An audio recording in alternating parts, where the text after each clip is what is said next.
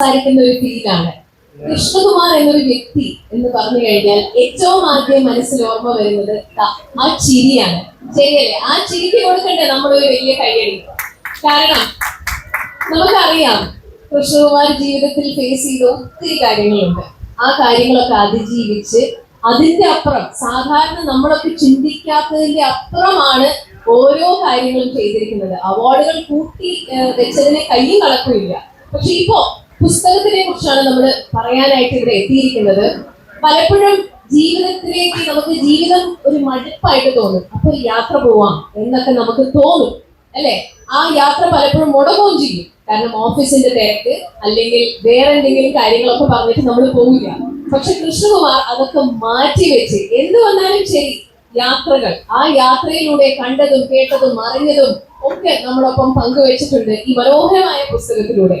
അപ്പോ ഇനി ആ പുസ്തകത്തിന്റെ ഒരു ജീവിതത്തിൽ ഒരു ചെറിയ മടുപ്പ് തോന്നിക്കഴിഞ്ഞാൽ തീർച്ചയായിട്ടും ഈ പുസ്തകം വായിക്കണം എന്നാണ് എനിക്ക് തോന്നിയിട്ടുള്ളത്.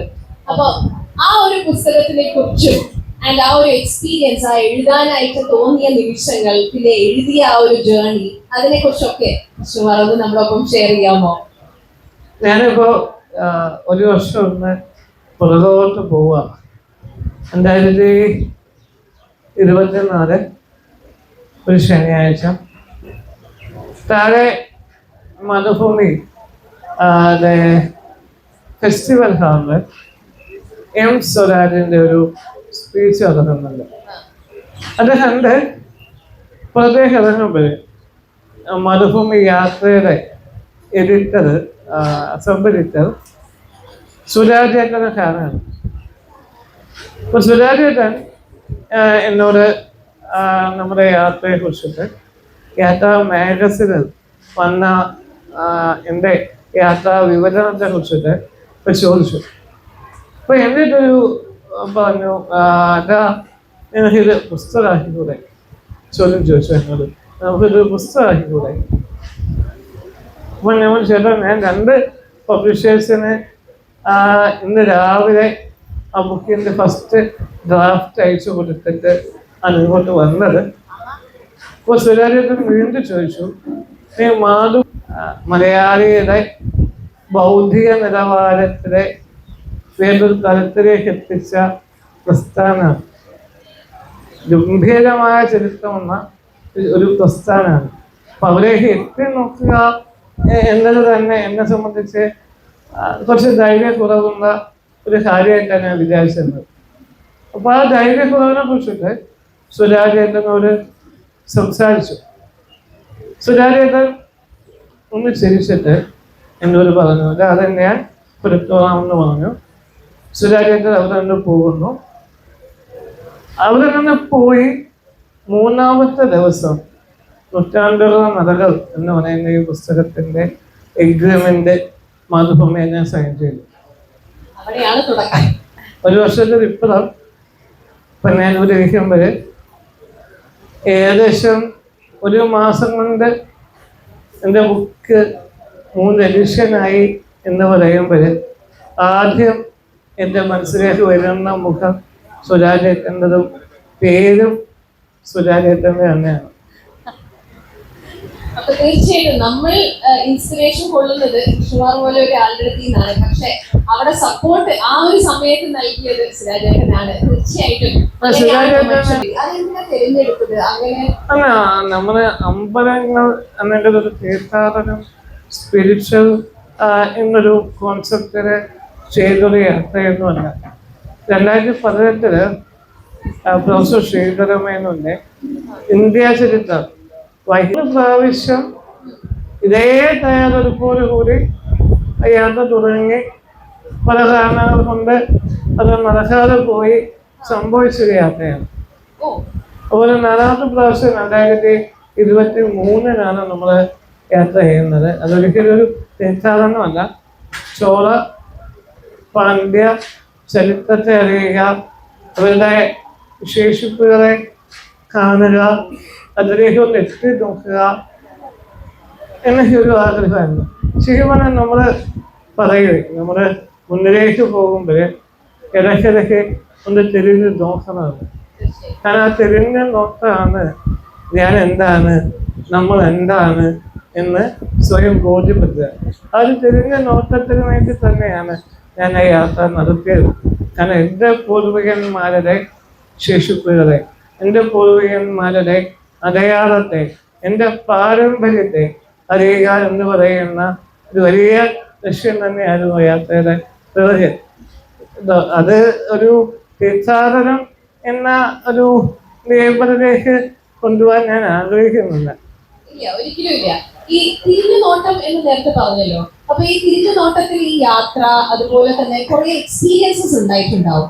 ചിലത് ഈ പുസ്തകത്തിൽ വന്നിട്ടുണ്ടാവും, ചിലത് ഇല്ല. പക്ഷെ അങ്ങനെ ഏതെങ്കിലും ഒരു എക്സ്പീരിയൻസ് ഇവിടെ നമ്മളൊപ്പം ഒന്ന് ഷെയർ ചെയ്യാനായിട്ട് പുസ്തകത്തിൽ ഇല്ലാത്തത് ഒരു പക്ഷേ പുസ്തകത്തിൽ ഇന്നത്തെ എന്താ അത് ഞങ്ങളുടെ ചില മന്ദത്തരങ്ങളും ഞങ്ങൾ ചില തമാശകളും ചെറിയ ആശയ സംവാദങ്ങളും ഒക്കെ തന്നെ ഉള്ളൂ. അതായത് എടുത്തു പറയേണ്ട ഒരു കാര്യം, ഞാൻ യാത്ര പോകുന്ന സമയത്ത് രാമേശ്വരത്തിൽ നിന്ന് തിരിച്ചു പോകും വെളുപ്പല് റോഡ് ക്രോസ് ചെയ്ത് ഒരു അമ്മ മയിലും കുറച്ച് കുഞ്ഞു മയിലുകളും പോകുന്നുണ്ട്. അതൊരു ധൃതി പിടിച്ച ഓട്ടാണ്. തങ്ങളെ ഇല്ലാതാക്കി കടന്നു പോകാൻ വരുന്ന വാഹനങ്ങളെ പേടിച്ചുള്ള ഓട്ടാണ്. ആരാണ് പേടിക്കുന്നത്? ഞാൻ ജീവിക്കുന്ന, ഉരുശേഷി ജീവിക്കുന്ന, നമ്മളൊക്കെ ജീവിക്കുന്ന ഈ ലോകത്ത് അതേ അവകാശത്തോടെ ജീവിക്കാൻ അവകാശമുള്ള ജീവികൾ അവൻ്റെ പ്രാണനെ പിരിച്ചുകൊണ്ട്, പ്രാണനെ ഭയപ്പെട്ടുകൊണ്ട് തൻ്റെ കുഞ്ഞുങ്ങളെ കൊണ്ട് ഓടുന്ന ഒരു ഓട്ടാണ്. അസുഖം ഇവിടെ എൻ്റെ അമ്മയോ, എൻ്റെ അമ്മ എന്ന് പറയുന്ന വ്യക്തി കഴിഞ്ഞ 40 വർഷമായിട്ട് എന്നെ ഞാനൊരു പുതിയ പിടിച്ച് നടക്കുന്നതാണ്. ഇന്ന് ഞാനിവിടെ വരുമ്പോഴും എൻ്റെ അമ്മയുടെ കയ്യിൽ ഒരു സർജറി കഴിഞ്ഞിട്ട് അമ്മ ഏതാണ്ട് കയ്യിൽ കവർ ചെയ്ത് വെച്ചിട്ട് എൻ്റെ പ്രാഥമിക കാര്യങ്ങൾ ഓരോന്നും ചെയ്ത് തന്നിട്ടാണ് ഞാൻ വന്നത്. രാവിലെ 5:45 ഞാൻ എഴുന്നേറ്റ് 7:30 എൻ്റെ വീട്ടിൽ നിന്ന് ഇറങ്ങുന്നത്. അപ്പോൾ എൻ്റെ അമ്മയാണ് പെട്ടെന്ന് അത് ഓർമ്മ വന്നത്. കാരണം അമ്മയും നടത്തുന്നത് അത്തരം ഒരു ഓട്ടാണ്. ഞാൻ എന്ന് പറയുന്ന കുഞ്ഞിനെ പൊതിഞ്ഞു പിടിച്ചുകൊണ്ട് നടത്തുന്ന ഒരു ഓട്ടമായിട്ടാണ് പെട്ടെന്ന് എനിക്ക് സമർപ്പിക്കുന്നത്. തീർച്ചയായിട്ടും. അപ്പൊ അതാണ് ഓരോ, ശരിക്കും പറഞ്ഞു കഴിഞ്ഞാൽ ഇത് ഓരോ വികാരങ്ങളാണ്, ഓരോ ഫീലിംഗ് ആണ്. എല്ലാം ഒന്നും ചിലപ്പോൾ നമുക്ക് എഴുത്തിലൂടെ പറ്റില്ല. പക്ഷെ അതേസമയം എനിക്ക് തോന്നുന്നു ചില സ്ഥലങ്ങളിൽ പോയപ്പോൾ ഒരു പ്രത്യേക ഫീൽ ഉണ്ടായിരുന്നു. അതായത് അത് എടുത്ത് പറയണം. അതിലൊന്നാണ് ബൃഹദീശ്വരൻ അമ്പലത്തിന്റെ അവിടെ പോയപ്പോ അത് പുസ്തകത്തിൽ എഴുതിയിട്ടുമുണ്ട് അതിനെ കുറിച്ച്. അതൊന്ന് തീർച്ചയായിട്ടും നമ്മൾ ഇത്തിരി ഒന്ന് അറിഞ്ഞു കഴിഞ്ഞാൽ ആ പുസ്തകം ഇപ്പൊ തന്നെ ഓടിപ്പോയി മേടിക്കുമെന്നാണ് എനിക്ക് തോന്നുന്നത്. ബൃഹദീശ്വരൻ എന്ന് പറയുന്നത് ഏകദേശം നമ്മുടെ പഴയ DGP-ആയിരുന്ന അലക്സാണ്ടർ സാറ് പറഞ്ഞൊരു വാചകമുണ്ട്. ഒരു ഇന്ത്യക്കാരൻ, ഒരു മനുഷ്യൻ എൻ്റെ ജീവിതത്തിൽ നിർബന്ധമായും കണ്ടിരിക്കേണ്ട ആവശ്യം. ഇവിടെ ബൃഹദീശ്വരൻ പോയിട്ടില്ലാത്ത ആരെങ്കിലും ഉണ്ടെങ്കിൽ ഉറപ്പായിട്ട് അവിടെ പോകണം, അത് കാണണം. നമ്മള് പിരമീഡിനെ കുറിച്ചിട്ട് സംസാരിക്കും, ലോകത്തിലെ പല അത്ഭുതങ്ങളെ കുറിച്ചിട്ട് സംസാരിക്കും. പക്ഷെ നമ്മുടെ കൺമുന്നില് ഗംഭീരമായ ഒരു വാസ്തുശില്പ അത്ഭുതം എന്നത് പലപ്പോഴും നമ്മൾ തിരിച്ചറിയാൻ പോകുന്നുണ്ട്. അവർക്ക് ഓരോ കാഴ്ചകളും ഓരോ മന്ദിരയും എൻ്റെ കാഴ്ചയിൽ ഒരു അത്ഭുതം തന്നെയാണ്. ഏകദേശം 100 കിലോമീറ്റർ അപ്പുറത്ത് നിന്ന് കാവേരി നദിയിലൂടെ ആണ് ബൃഹദീശ്വർ നിർമ്മിച്ചിരിക്കുന്ന ചുവന്ന മാർബിൾ ഫലകങ്ങൾ കൊണ്ടുവന്നത്. നമ്മൾ മനസ്സിലാക്കേണ്ടത് എത്ര വർഷം മുന്നെയാണ് ആ ഒരു ക്ഷേത്രം നിർമ്മിച്ചതെന്നാണ്. എത്ര വർഷങ്ങൾ മുമ്പ്, ഏകദേശം 1000 വർഷം മുന്നേ ആണത്. 1000 വർഷം മുന്നേ നമ്മുടെ പൂർവികന്മാർ അത്രയും ഗംഭീരന്മാരായ മനുഷ്യന്മാരായിരുന്നു. അതൊക്കെ എന്നെ സംബന്ധിച്ചിടത്തോളം ഒരു എന്താ പറയാ, ഒരു വേക്കപ്പ് കോളായിരുന്നു അത്.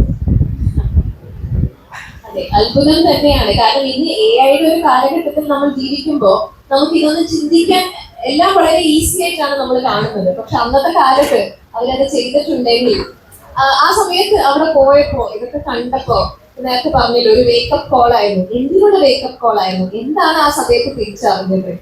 ഞാൻ എന്താണെന്ന് അറിയിച്ചത്, ഞാൻ എന്താണ്, ഞാൻ എങ്ങനെയാണ് ഇവിടെ വന്ന് എത്തിയിരിക്കുന്നത്, അതിനു വേണ്ടി എൻ്റെ മുൻതലമുറ എടുത്ത ശ്രമങ്ങളും എത്ര വലുതായിരുന്നു എന്നതാണ് ഞാൻ അവിടെ തിരിച്ചറിഞ്ഞത്.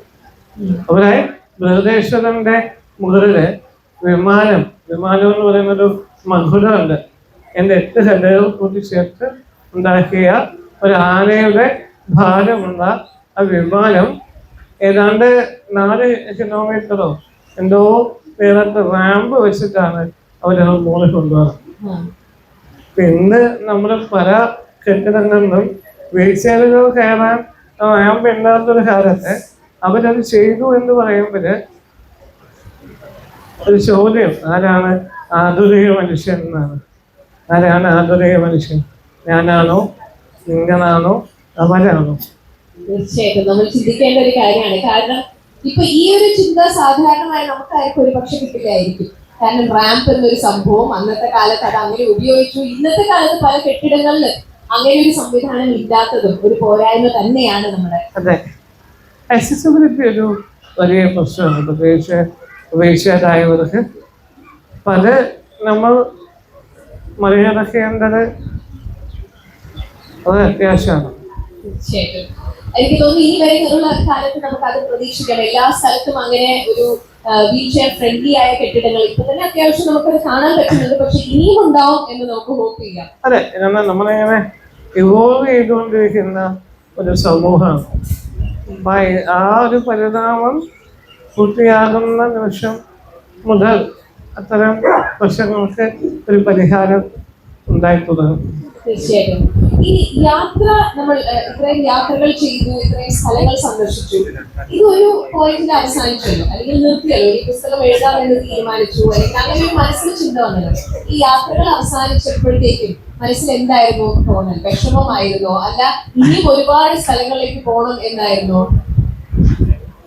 ഞാനൊരു പുസ്തകം എഴുതിയിട്ടുണ്ടേ.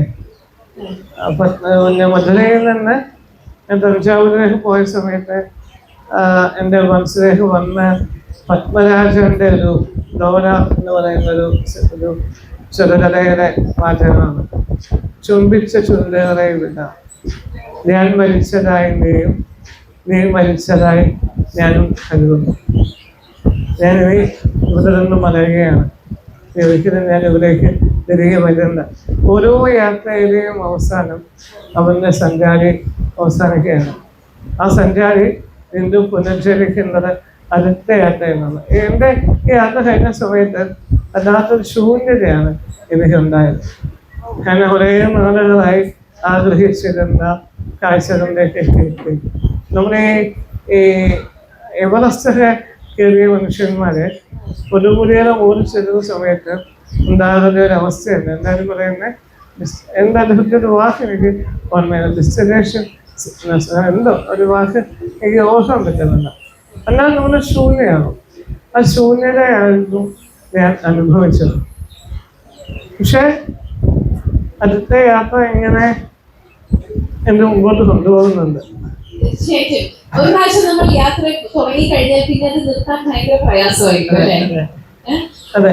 ഓക്കെ, അപ്പൊ അങ്ങനെ തമിഴ്നാട് എന്നൊരു തമിഴ്നാട് ഏകദേശം കംപ്ലീറ്റ് ആയിട്ട് കവർ ചെയ്തിട്ടുണ്ട്. ബാക്കിയുണ്ടോ? തമിഴ്നാട് ഏകദേശം കാഴ്ചകൾ അനവധിയുണ്ട്. ചിദംബരം ഉണ്ട്, മഹാബലിപുരം ഉണ്ട്, ശ്രീവണ്ടി ഒരു ക്ഷേത്രമുണ്ട്. അങ്ങനെ ചോള, പാണ്ഡ്യ, പല്ലവ രാജാക്കന്മാരുടെ ഗംഭീരമായ ചരിത്ര നിർമ്മിതികൾ എന്നിവയും ബാക്കിയുണ്ട്. ഒന്നുകൂടി എന്ന് കറങ്ങി വന്നു കഴിഞ്ഞാൽ അതൊക്കെ തീരും. പക്ഷെ ഞാൻ അടുത്തത് രാജസ്ഥാനിലേക്ക് പോകാൻ പോകുന്നു. രാജസ്ഥാൻ ഒരു 25 ദിവസം 25 ദിവസം നീളുന്ന പാദയാത്ര. ഇവിടെ നിന്ന് ദില്ലി, പഞ്ചാബ്, രാജസ്ഥാനൊക്കെ കണ്ട് തിരികെ വരും. മേബി നെക്സ്റ്റ് ഇയർ ഉണ്ടാവും. പൊതുവെ നമ്മൾ നേരത്തെ ഞാൻ പറഞ്ഞ പോലെ തന്നെ ഒരു യാത്ര പോകാനായിട്ട് ഒരുപാട് പ്ലാനിങ്, ഒരുപാട് കാര്യങ്ങൾ, അവസാനം പോകാനും പറ്റാറില്ല. പക്ഷെ അതിനാണ് ശരിക്കും നമ്മള് കൃഷ്ണകുമാറിനെ കണ്ടു പഠിക്കേണ്ടത്. അതിനൊരു കൈയടി വേണം കേട്ടോ. കാരണം എന്താന്ന് വെച്ചാൽ ഇവിടുന്ന് തൊട്ടപ്പുറത്ത് ജില്ലയിലേക്ക് പോകാനായിട്ട് 10 പ്രാവശ്യം ആലോചിക്കുന്ന ആൾക്കാരാണ് നമ്മൾ. അത് വേണോ വേണ്ടേ എന്ന് പറഞ്ഞില്ല. അപ്പോഴാണ് രാജസ്ഥാൻ പ്ലാൻ ചെയ്തിരിക്കുന്നത്. ഒരു ട്രിപ്പ് പോകുന്നതിന് മുന്നേ സാധാരണ നമ്മളൊരു ഹോട്ടൽ അല്ലെങ്കിൽ ഇന്ന ടൂറിസ്റ്റ് സ്പോട്ട് ഒക്കെ വിചാരിക്കും. കൃഷ്ണമായിട്ട് മൈൻഡിൽ വരുന്നത് എന്താണ്, എങ്ങനെയാണ് ഒരു ഒരു ഇത് പ്ലാൻ ചെയ്യുന്നത്, അതിനെ കുറിച്ച് വളരെ ആഴത്തിൽ പഠിച്ചിട്ട് അങ്ങനെയാണോ? അതെ, സഞ്ചാരം എന്ന് പറയുന്ന പരിപാടി എന്നെ വല്ലാതെ സ്വാധീനിച്ചിട്ടുണ്ട്. ആ യാത്രയുടെ തയ്യാറെടുപ്പുകൾ ഒക്കെ വേണ്ടിയില്ലേ. അപ്പൊ അങ്ങനെ തന്നെയാണ് യാത്രകൾ ചെയ്യുന്നത്. നന്നായിട്ട് തയ്യാറെടുത്ത് കണ്ട ഓരോ കാഴ്ചകളെ കുറിച്ചിട്ടും കൃത്യമായി വായിച്ച് കണ്ട് മനസ്സിലാക്കി, വായിച്ച് മനസ്സിലാക്കി, കാണേണ്ട വീഡിയോസ് കണ്ട് കഴിയുന്ന അത്രയും വിവരങ്ങളെ അറിഞ്ഞിട്ടാണ് ഞാൻ യാത്ര ചെയ്യുക. ഒരിക്കലുമല്ല. കാരണം എന്നെ സംബന്ധിച്ചിടത്തോളം യാത്ര എന്ന് പറയുന്നത് കഠിനമായിട്ടുള്ളൊരു പ്രക്രിയയാണ്. അപ്പൊ അത്രയും കഠിനമായി ഞാനൊരു കാര്യം ചെയ്യുമ്പോൾ പൂർണ്ണമായും അതിനെ ആസ്വദിക്കാൻ, അതിലേക്ക് ഇറങ്ങി നിൽക്കാൻ എനിക്ക് കഴിയണം. അപ്പം അതുകൊണ്ട് ഏറ്റവും മൈന്യൂട്ടായിട്ടുള്ള കാര്യങ്ങൾ വരെ ശ്രദ്ധിക്കാൻ ശ്രമിക്കാറുണ്ട്. പക്ഷെ ഈ യാത്രയിൽ തന്നെ ഇത്രയൊക്കെ തയ്യാറെടുപ്പ് ഞാൻ നടത്തിയിട്ടും ചില കാഴ്ചകൾ എനിക്ക് നഷ്ടമായി. പക്ഷെ അവിടേക്ക് ഞാൻ പോലും അറിയാതെ ചെന്നെത്തുകയും ചെയ്തിരുന്നു. ഇപ്പോൾ കണ്ണനൈ ഡാം എന്ന് പറഞ്ഞിട്ട് ഒരു ഡാമുണ്ട് തഞ്ചാവൂര്. ശരിപ്പന ആദിത്യ ഹരിഹരൻ ഒന്നാമൻ, ഹരിഹര ചോളൻ ഒന്നാമൻ പരിഹരിപ്പിച്ച ലോകത്തിലെ ആദ്യത്തെ ഡാമാണ്. ഇത്രയും തയ്യാറെടുപ്പ് നടത്തിയ കൃഷ്ണകുമാരന് അങ്ങനൊരു ഡാം അവനുണ്ടായിരുന്നു എന്നുള്ളത് അറിയാതെ പോയി. അങ്ങനെ ഞങ്ങള് ത്യാഗരാജ സമാധി മണ്ഡപത്തിലേക്ക് പോകുന്ന വഴിക്ക് ആ വഴി അന്വേഷിച്ച് ഒരു ചെറുപ്പക്കാരനോട് തിരക്കുമ്പോൾ അയാളാണ് പറയുന്നത് ഇവിടെ ഇങ്ങനൊരു ഡാമുണ്ട്. ഡാം അതിന്റെ ചരിത്രമൊന്നും അയാൾ പറഞ്ഞില്ല. ഡാമുണ്ട്, ടൂറിസ്റ്റുകൾ ധാരാളം വരുന്നതാണ് എന്നൊക്കെ പറഞ്ഞിട്ടാണ് പോകുന്നത്. അവിടെ ചെന്നു, കാഴ്ചകൾ കണ്ടു, തിരികെ പോലും വരും വെറുതെ ഒന്ന് ഗൂഗിൾ ചെയ്ത് എന്നാണ് ഈ ഡാം എന്ന് നോക്കുന്ന സമയത്താണ് എൻ്റെ യാത്രയുടെ ആ ഒരു തീമിനോട് ചേർന്ന് നിൽക്കുന്ന ഗംഭീരമായ കാണേണ്ടിയിരുന്ന ഒരു കാഴ്ചയായിരുന്നു അതെന്ന് മനസ്സിലാക്കുന്നത്. പുസ്തകത്തിൽ തന്നെ അത് എഴുതിയിട്ടുണ്ട്. അറിയാതെ പോയ കാണേണ്ടിയിരുന്ന കാഴ്ച, അങ്ങനെയാണ് തോന്നുന്നു എൻ്റെ ഒരു പേര്.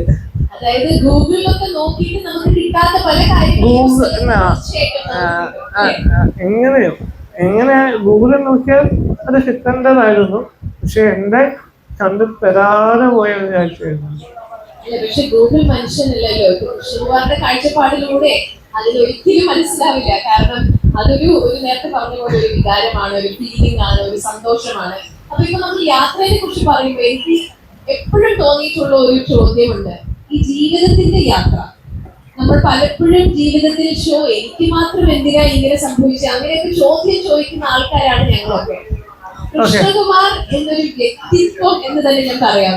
ജീവിതത്തിന്റെ യാത്രയെ കുറിച്ച്, അതായത് എന്തൊക്കെയോ നേരിട്ടു, എല്ലാത്തിനും അതിജീവിച്ച് ഇവിടെ ഇന്ന് നമ്മുടെ മുന്നിൽ ഇരിക്കാണല്ലോ. ആ ജീവിത യാത്രത്തിന്റെ ഒരു സീക്രട്ട് നമുക്ക് പറഞ്ഞു തരുമോ? മനുഷ്യൻ എന്ന് പറയുന്ന തന്നെ ഒരു സർവൈവൽ സ്പീഷ്യസ് ആണ്. അത് മനുഷ്യന്റെ ഒരു നിർമ്മിതി തന്നെ അങ്ങനെയാണ്. സൊസൈറ്റി ഓഫ് സ്നോ എന്ന് പറഞ്ഞൊരു സിനിമയുണ്ട്. അത് ആൻഡസ് പർവ്വതനിരകളിൽ തകർന്നു വീഴുന്ന വിമാനത്തിലെ 46 മനുഷ്യന്മാരുടെ കഥ പറയുന്ന ഒരു ഗംഭീര സിനിമയാണ്. ആ 46 മനുഷ്യന്മാരിൽ 38 പേരും മരിച്ചു പോവാം. 76 ദിവസം അവരവരെ കഴിച്ചുകൂട്ടി മഞ്ഞിനിരയിൽ. അവസാനം ഈ 8 പേര് 2 പേര് ഈ ആൻഡസ് പർവ്വതനിരകളെ താണ്ടി ജനവാസം ഉള്ളിടത്ത് പോയി. ഇവിടെ എങ്ങനെ കുറച്ച് മനുഷ്യന്മാര് ഇപ്പോഴും ജീവനോടെ ഉണ്ട് എന്ന് പറഞ്ഞിട്ട് അവിടെ നിന്ന് ആളുകൾ വന്ന് ഇവരെ ജീവനോടെ തിരിച്ചു കൊണ്ടുവരും. 46 പേരിൽ 8 പേരാണ് ബാക്കി ഉണ്ടായത്. ബാക്കി 38 പേര് മരിച്ചു. 38 പേര് ഒരുമിച്ച് കളിച്ച് വളർന്ന സുഹൃത്തുക്കളായ 38 പേരാണ്. ആ 8 പേര് ജീവൻ ഈ 76 ദിവസം നിലനിർത്തിയത് എങ്ങനെയാണെന്ന് അറിയോ? ഞങ്ങളോടൊപ്പം ഉണ്ടായിരുന്ന ഞങ്ങളുടെ ഏറ്റവും പ്രിയപ്പെട്ട സുഹൃത്തുക്കളുടെ മരിച്ചുപോയ ശരീരത്തിൻ്റെ മാംസത്തെ ഭക്ഷിക്കുന്നു. നമ്മൾ ഈ കാനിബലിസം എന്നൊക്കെ പറയും. നമ്മുടെ നിലനിൽപ്പിന് വേണ്ടി നമ്മൾ മനുഷ്യന്റെ മാംസവും ഭക്ഷിക്കും എന്നതിൻ്റെ ഏറ്റവും വലിയ ഉദാഹരണമാണ്. ഇത് പല സയൻറ്റിസ്റ്റുകളും പറയുന്ന ഒരു വലിയ ഉദാഹരണമുണ്ട്. ഭൂമിയിൽ ജീവൻ നിലനിൽക്കാൻ സാധ്യത, അവസാനത്തെ സാധ്യത അത്രയും നാൾ മനുഷ്യൻ ഇവിടെ ഉണ്ടാകുമെന്ന്. ഞാനും ആ സ്പീഷീസിൽപ്പെട്ട ഒരാളാണ്. അപ്പൊ എൻ്റെ ജീവിതത്തിലെ ദുരന്തങ്ങളെ, ഡിസാസ്റ്ററുകളെ ഓരോന്നിനെയും എനിക്ക് അതിജീവിച്ചേ പറ്റും.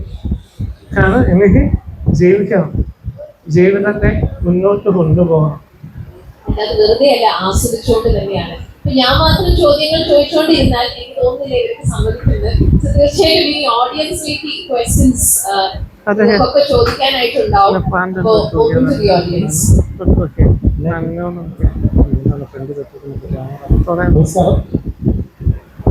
ഞാൻ അപ്പുറത്തെ ഹാളിൽ നിന്നപ്പോഴാണ് കൃഷ്ണകുമാറാണ് ഗ്രന്ഥം നടത്തിയ ഊരി നിൽക്കുന്നതാണ്. ഞാൻ കൃഷ്ണകുമാറിന്റെ ആരാധകനാണ്. അതിൽ വളരെ സന്തോഷമുണ്ട്. ഒരു ജില്ലക്കാരനാണ്.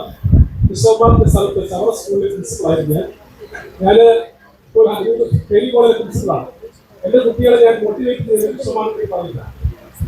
അവർ ഭിന്നശേഷി ദിനത്തിലാണ് കൃഷ്ണകുമാറിനെ ഞാൻ ആദ്യം അറിയുന്നത്. ഇന്ത്യൻ പ്രസിഡന്റ് സമ്മാനം വാങ്ങിയ സമയത്താണ് ഞാൻ കൃഷ്ണകുമാറിനെ അറിയുന്നത്. അന്ന് തന്നെ കൃഷ്ണകുമാറിന്റെ ബുക്ക് ഞാൻ വാങ്ങിച്ചു. ഉദ്ഘാടനത്തിലെ നടകൾ. ഞാൻ പഠിച്ചത് മധുരയിലാണ്. ഞാൻ തഞ്ചാവൂരേക്ക് എപ്പോഴും പോകാൻ. പക്ഷെ ഞാൻ കാണാത്ത ഒരുപാട് കാഴ്ചകൾ കൃഷ്ണകുമാർ എനിക്ക് കാണിച്ചത്. വളരെ സന്തോഷം. ഈ ഡാമിന്റെ കാര്യമൊക്കെ കൃത്യമായി കൃഷ്ണകുമാർ പറയുമ്പോഴാണ് ഞാൻ അറിയുന്നത്. അതിനുകൂടി ഞാൻ കാറിലും ബൈക്കിലൊക്കെ പോയിട്ടുള്ള വ്യക്തിയാണ്. പക്ഷെ ഞാനത് കാണാത്തത് കൃഷ്ണകുമാർ എനിക്ക് കാണിച്ചത്. കൃഷ്ണകുമാറിന് സത്യം പറഞ്ഞ കൃഷ്ണകുമാർ ഇങ്ങനെ ആയതിന്റെ കാരണം കൃഷ്ണകുമാറിന്റെ കരുത വായന തന്നെയാണ്. അതിന് മോട്ടിവേറ്റ് ചെയ്ത അച്ഛനാണ് തുടങ്ങിയത് എനിക്കറിയാം. അത് കഴിഞ്ഞ് അമ്മയും. പക്ഷെ കൃഷ്ണകുമാർ പറയാത്തൊരു കാര്യം എടുത്ത് പറയുകയാണ്. കൃഷ്ണകുമാർ സുഹൃത്തുക്കൾ, കൃഷ്ണകുമാറിന്റെ സുഹൃത്തുക്കളാണ് കൃഷ്ണകുമാറിന് ഇത്രയും നല്ലൊരു കൈ കൊടുക്കണേ. കൃഷ്ണകുമാറിന്റെ സുഹൃത്തുക്കളാണ് കൃഷ്ണകുമാരെ ഇവിടെ എത്തിച്ചത്. ആ ബുക്കിനകത്ത് പറയുന്നുണ്ട് കൃഷ്ണകുമാറിന് പനി വന്നപ്പോൾ അവര് നോക്കിയതും അത് കഴിഞ്ഞിട്ട് അമ്പലത്തിന്റെ നിറയിൽ കയറാൻ പറ്റാത്ത വീൽ ചെയർ ഉയർത്തിക്കൊണ്ട് പോയതും എല്ലാം കൃത്യമായി പറയുന്നുണ്ട്. ഞാൻ എൻ്റെ മക്കളെടുത്തും എൻ്റെ വിദ്യാർത്ഥികൾക്കും ഞാൻ എപ്പോഴും കൃഷ്ണകുമാറിനെ പറ്റി പറയും. കൃഷ്ണകുമാറിന് എല്ലാ നന്മകളും പറ്റി എന്ന് മനസ്സിലാക്കാം. Thank you sir.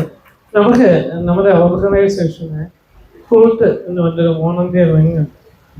ഒരു 130-140 വരുന്ന വളരെ എംപലറ്റിക്കായ പിന്നേന്മാർ സ്റ്റുഡൻസാണ്, ജോലി ചെയ്യുന്നവരാണ്. അവരാണ് കഴിഞ്ഞൊരു 3-4 വർഷമായിട്ട് എന്നെപ്പോലെ ഏതാണ്ട് 800ഓളം മനുഷ്യന്മാരുടെ സന്തത സഹചാരികൾ. അപ്പം ഞാൻ പുസ്തകം എഴുതി വീഡിയോകൾ ചെയ്ത് ഫേസ്ബുക്കിൽ പോസ്റ്റ് ചെയ്യുന്നതുകൊണ്ട് എന്നോടൊപ്പം ഉള്ളവരെ അറിയുന്നു. ഇത് ചെയ്യാത്ത ഒരുപാട് ആളുകളോടൊപ്പം എവരൊക്കെ ഉണ്ട്. ശരിക്കും ഇന്നത്തെ തലമുറയുടെ ഏറ്റവും വലിയൊരു നന്മ നമ്മൾ പലപ്പോഴും അറിയാതെ പോകുന്നുണ്ട് എന്നൊരു വിഷമം എനിക്കുണ്ട്. പലപ്പോഴും നമ്മുടെ കുട്ടികളെ ആളുകൾ കുറ്റം പറയുമ്പോൾ, അവരെ അപഹസിക്കുമ്പോൾ ഞാൻ അതിനെ ഒപ്പോസ് ചെയ്ത് വഴക്കുണ്ടാക്കുന്നൊരു മനുഷ്യനാണ്. കാരണം എന്നെപ്പോലുള്ളവർ ഇന്ന് മുമ്പോട്ട് പോകുന്നത് ഇവരുടെ അഭേദ്യമായ പിന്തുണ കൊണ്ടാണ്. ശരി, അവരാണ് യഥാർത്ഥ ഹീറോസ്. തീർച്ചയായിട്ടും എനിക്കിതിങ്ങനെ നീട്ടി ഒരുപാട് സംസാരിക്കണം, ചോദിക്കണം എന്നൊക്കെ ഉണ്ട്. പക്ഷെ അവിടെ ഒരാൾ കണ്ണുരുട്ടി കാണിക്കുകയാണ്. സമയം കഴിഞ്ഞിരിക്കുകയാണ്, സമയപരിമിതിയുണ്ട്. ഒറ്റ കാര്യം പറയാനുള്ളൂ. അതായത് ഇത്രയും ആഴത്തിൽ ഒരു പുസ്തകം എഴുതിയിട്ടുണ്ട്. നമ്മൾ കാണാത്ത ഒരുപാട് കാഴ്ചകൾ ആ പുസ്തകത്തിലുണ്ട്. തീർച്ചയായിട്ടും എനിക്ക് തോന്നുന്നു നമ്മളൊക്കെ ആ പുസ്തകം വായിക്കണം, അത് വായിക്കണം, അതിനെക്കുറിച്ച് കൂടുതൽ അറിയണം. പിന്നെ കൃഷ്ണകുമാർ തീർച്ചയായും ഒരുപാട് യാത്രകൾ ഇനിയും പോണം. അതിനെക്കുറിച്ചൊക്കെ ഞങ്ങൾക്ക് പറഞ്ഞു തരണം. ഉറപ്പായിട്ടും യാത്രകൾ തുടരും. ഡാവോസിന്റെ ഒരു കലയുണ്ട്. 1000 കാലം അകലേക്ക് എത്തണമെങ്കിൽ ആദ്യം ഒരു ചുവട് വയ്ക്കണം. ഇതൊരു ചെറിയ ചുവടുകൾക്ക് മാത്രമാണ്. Thank you. Thank you, thank you. We are at House of Books, Mathrubhumi International Festival of Letters. Over to you, Ruchita. കൃഷ്ണകുമാറിനോട് ശരിക്കും ഇത്രയും യാത്രകൾ ചെയ്യുന്നത് വളരെയധികം അസൂയ തോന്നുന്നുണ്ട്. പിന്നെ മാത്രമല്ല കൃഷ്ണകുമാർ പറഞ്ഞത് ഒരു വലിയ സ്റ്റേറ്റ്മെന്റ് ആണ്, എനിക്ക് ജീവിക്കണം. നമ്മൾ ഓരോരുത്തരും അത് പറഞ്ഞാൽ വളരെ മനോഹരമാവും. അത് നമ്മുടെ ഒരു എന്താ പറയാ വലിയൊരു പ്ലഡ്ജ് ആക്കിയാൽ ജീവിതം കൂടുതൽ മനോഹരമാവും എനിക്ക് തോന്നുന്നു. Thank you Krishnakumar, thanks a lot. Thanks to thank you Madhuswamy. ഈ രണ്ടുപേർക്കുള്ള ചെറിയൊരു ഉപഹാരം നിങ്ങൾ തരികയാണ്. മാതൃഭൂമി ബുക്സിലെ കോപ്പി റൈറ്റർ ആയിട്ടുള്ള ശ്രുതി അതിനെ വേദിയിലേക്ക് ക്ഷണിക്കുന്നു. ചെറിയൊരു സ്നേഹോപഹാരം. ഫോട്ടോ എടുക്കണേ.